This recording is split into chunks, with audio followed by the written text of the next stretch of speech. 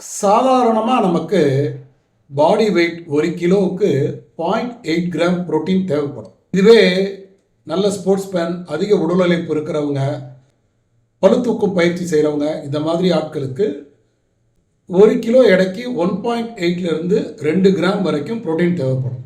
இந்த புரோட்டீன் அளவுகள் குறையும் போது நமக்கு தசை வலி, உடம்புல அதிகமாக நீர் சேர்றது, மன அழுத்தம் இதெல்லாம் வரும்.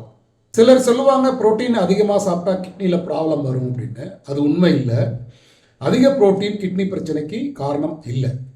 கிட்னி ஆல்ரெடி பிரச்சனை ஆயிருக்கு அப்படின்னா அவங்களுக்கு அளவான புரோட்டீன் எடுத்துக்கலாம் அப்படின்றது தான் மருத்துவர்களோட பரிந்துரை. கிட்னி பிரச்சனை இருக்கிறவங்களுக்கு கூட ஒரு நாளைக்கு 55 கிராம் புரோட்டீன் எடுக்கலாம் அப்படின்றது தான் மருத்துவத்துறை சொல்கிற ஒரு தகவல்.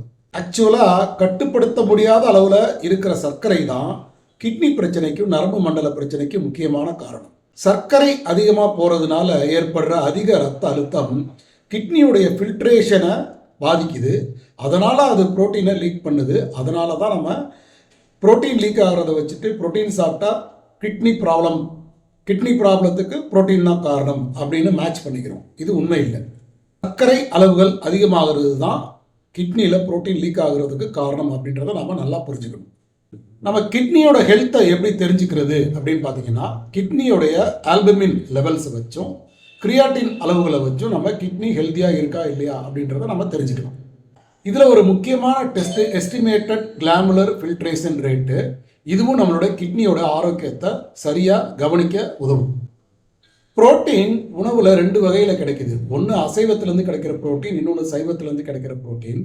அசைவத்திலேருந்து கிடைக்கிற புரோட்டீன் தான் பியூரஸ்ட் ஃபார்மு, மேலானது அப்படின்றத இந்த ஆசிரியர் சொல்கிறார்.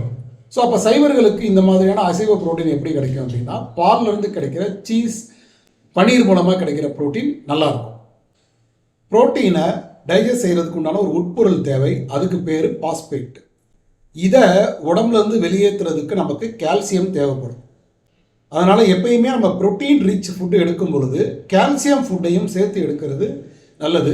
குறிப்பாக பால், தயிர், சீஸு, கருவாடு, எலும்பு இதெல்லாம் எடுத்துக்கிட்டோம்னா நமக்கு சரியான கால்சியமும் கிடைக்கும். இதில் இந்த கருவாடை பற்றி நம்ம ஒரு விஷயம் தெரிஞ்சுக்கணும்.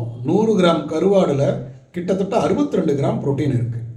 ஸோ பேலியோவில் தானியங்களை தவிர்த்து சரியான அளவுக்கு புரோட்டீனும் உயர்தரமான கொழுப்பும் எடுக்கும் பொழுது பழுதான கிட்னி கூட சரியாகிறத நம்ம பார்த்துக்கிட்டு இருக்கோம். ஸோ புரோட்டீனால் கிட்னி பிரச்சனை வர்றது கிடையாது அப்படின்றத நம்ம நல்லா புரிஞ்சுக்கணும். அடுத்தடுத்த பகுதிகளில் கார்போஹைட்ரேட் பற்றியும் கொழுப்பு பற்றியும் பார்க்கலாம்.